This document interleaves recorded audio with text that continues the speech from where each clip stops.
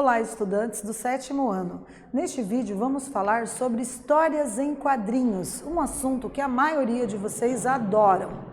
Eu sou a professora Rosa Helena Bueno, ministro aula de línguas portuguesas para o 7º ano. Estou aqui contribuindo com o conhecimento de vocês nas videoaulas, juntamente com o meu amigo Ezion, que está aqui fazendo uma parceria conosco, né, ajudando os estudantes que precisam aí que essa linguagem que eu manifesto verbalmente seja transposta para a linguagem em Libras. Parabenizo vocês por estarem aí prestigiando as nossas videoaulas, que são sempre preparadas com muito carinho, e vamos ver aqui quais são os nossos objetivos para essa aula. Então observem aqui que nós vamos fazer a leitura de uma história em quadrinhos. Vamos compreender que há diferentes estilos de quadrinhos, reconhecer o efeito de sentido decorrente do uso de diferentes expressões, né? Então, esses são alguns dos nossos objetivos, certo? Então, vamos lá começar, pessoal? Observem aqui que nós vamos começar com uma questão problematizadora. Trouxemos nesse slide a imagem de vários heróis bem famosos, conhecidos aí desse universo da história em quadrinhos. Vocês são bem familiarizados com certeza, conhecem aqui, com certeza, né, conhecem aqui vários desses personagens que são recorrentemente utilizados nessas HQs, né? E temos aqui essa pergunta, né, para mobilizar e sensibilizar vocês sobre o que vem aí no decorrer da nossa aula. Então, você lê história em quadrinhos, né? Será que vocês já se deram ao prazer de abrir um livro aí, de repente, do Maurício de Souza ou outro tipo de história em quadrinhos de outros autores, né? E se deliciar com as aventuras dos personagens? Já perceberam que as histórias em quadrinhos, elas são constituídas por um texto narrativo, mas esse texto ele é diferente, né? Ele se circunscreve num outro gênero textual. Por quê? Porque ele alia a linguagem não verbal à linguagem verbal. Ele produz ali uma linguagem que nós chamamos de multissemiótica, porque através das imagens e das palavras é que o leitor consegue fazer uma interpretação na totalidade e decifrar, de repente, a intencionalidade de quem elaborou a história em quadrinhos, certo? E de quais personagens vocês gostam mais? Já pararam para pensar? Né, provavelmente conheceram vários e sempre tem aqueles preferidos, né, por alguma razão a gente acaba se identificando e pegando mais apreço, né, admirando mais determinados personagens. Então, quais deles vocês gostam mais? Então vejam, são vários os estilos de HQ. Então, quando a gente falar em HQs, pensem que HQs se refere às iniciais de histórias em quadrinhos, que é este gênero textual que estamos trabalhando aqui nessa aula. Então nós temos os comics, os cartoons, os mangás, graphic novel, né, que são estilos semelhantes de gêneros textuais que produzem aí essas linguagens multissemióticas porque aliam o visual ao verbal, né? Então vamos saber um pouco mais sobre esses estilos, né, ouvindo um especialista no assunto, o quadrinista Fulvio Pacheco. Então a gente trouxe aqui algumas reflexões propostas por esse quadrinista, né, nas quais ele tenta descrever assim de uma forma sintetizada o que seriam aí as diferenças e as semelhanças entre comics, cartoons, mangás e graphic novel. Então vejam, os comics, né, como a própria palavra sugere, né, tem a ver com um caráter cômico, né? A palavra cômico vocês podem relacionar à comédia. Então traz em si já uma intencionalidade de provocar no leitor o humor, né, de provocar o riso, muitas vezes com uma pitada de ironia, talvez até uma pitada de um certo sadismo, mas no fundo também fazer uma reflexão sobre um determinado comportamento social, né, sobre uma determinada situação que às vezes precisa ser pensada com mais calma. Então nós temos os comics que traz aí essa ideia da comédia, da promoção do riso e que também alia a linguagem verbal à linguagem não verbal, né? Temos os cartoons, né? Os cartoons, vocês provavelmente já viram essa palavra, né? Uma palavra que se refere a desenho animado, que são aqueles desenhos nos quais os cartunistas criam animações, né? E sempre também os desenhos trazem aí uma intencionalidade de promover uma reflexão, de fazer uma análise, né? Às vezes um ensinamento moral para que as crianças, adolescentes e jovens aprendam, né, as regras de viver bem em sociedade, né, e normas de conduta que são passadas de gerações a gerações, né? Os mangás, vocês talvez já conheçam, os mangás é um tipo de desenho que ilustra a cultura oriental, né? Então, geralmente, a gente tem os personagens com os olhos semelhantes aos dos japoneses, ou os chineses, coreanos, de forma que a gente relembra ali a cultura oriental, e eles também têm essa linguagem que a gente chama de multissemiótica, porque apresentam ali a correlação entre linguagem verbal e linguagem visual. Então, a linguagem visual, também chamada de não verbal, é aquela linguagem expressa por meio de gestos, de olhares, a expressão facial dos personagens nos indica bastante, a forma como foi selecionado o balão, né, o balão que vai indicar a fala ou o pensamento do personagem. A gente vai ver que também existem vários tipos de balões, então tudo isso se alia no que nós denominamos de linguagem multissemiótica, híbrida, né, ou multimodal. Ok? Então, aqui só para a gente dar uma pincelada breve, né, a respeito dessas possibilidades de HQs, né? Então, vejam, o quadrinista Fúlvio Pacheco é coordenador da Gibiteca de Curitiba, um lugar fantástico que dispõe de um acervo de aproximadamente 35 mil títulos de todos os gêneros de quadrinhos, né? E desde 1982 que já existe essa Gibiteca em Curitiba. E vamos também agora fazer uma reflexão sobre o conceito mesmo de histórias em quadrinhos. Então, convido vocês a fazer a leitura aqui comigo. Também conhecidas como HQs, as histórias em quadrinhos se configuram como a arte de narrar histórias por meio de imagens e textos dispostos em quadrinhos sequenciais. Essas histórias possuem narrativa, enredo, personagens, tempo, lugar e desfecho. Também utilizam-se das linguagens verbal e não verbal, bem como podem ser de cunho humorístico ou informativo. Para conseguir transmitir ao leitor a história desejada, os artistas se utilizam de vários recursos gráficos. Então, vamos fazer a leitura, né, de uma das histórias em quadrinhos que foi selecionada. Então, nós temos aqui no início o título, Turma da Mônica, Meu Bolso Feliz, né? Turma da Mônica em Meu Bolso Feliz, uma iniciativa do SPC Brasil, disponibilizada no site meubolsofeliz.com.br, e embaixo a assinatura do Maurício de Souza, né, que é o autor aí, né, de todas as histórias que envolvem a Turma da Mônica. Então, no primeiro quadrinho nós temos ali o diálogo entre pai e filha, né? Então, o pai da Magali chega e diz: Magali, sua semanada. Ela responde: Eba, tô rica, não sei nem o que vou fazer com tudo isso. Aí o pai diz: posso te dar algumas dicas? E ela: claro, pai. Você pode comprar aquela caneta com 4 cores que me pediu. E aí, na sequência, nós temos a Magalu com um balão de pensamento, imaginando, né, a caneta 4 cores que ela tinha o desejo de comprar. E aí, será que o dinheiro vai dar para comprar a caneta de 4 cores? Será que ela também tem outros desejos? Como que ela vai fazer agora para escolher, né, de que forma que ela vai gastar a semanada? Observem também que nesse quadrinho a palavra utilizada, semanada, meio que rompe com a expectativa do leitor, né, porque o leitor habitualmente está acostumado a ouvir a palavra mesada, né, que pressupõe-se que os pais, uma vez por mês, aí podendo, dê aí uns trocos para os filhos gastarem, né, naquilo que eles desejam, né?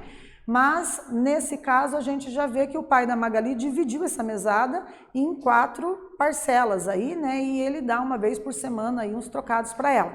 Então, ele chama de semanada. Então, essa característica também de repente, romper com a expectativa do leitor é marcante, não somente nas histórias em quadrinhos, como também nos outros gêneros similares, né? Nos cartoons, nas tirinhas, nas charges, né? E etc. Então, vamos agora, de posse de todas essas reflexões, para a nossa primeira atividade, certo? Então, vocês vão retomar, né? Vai ficar aí disponibilizado para vocês esses slides, para vocês analisarem os elementos da linguagem visual e da linguagem verbal presente nesse quadrinho, e vocês vão responder a seguinte questão: qual a diferença entre mesada e semanada? Eu acho que eu já dei spoiler, né? Mas vocês agora vão sistematizar isso no plano da escrita. Então, vamos para a nossa primeira atividade, oportunizar a vocês o treinamento aí, né, para melhorar a proficiência na língua escrita, elaborando 1, 2 frases para dar conta de responder o enunciado dessa questão.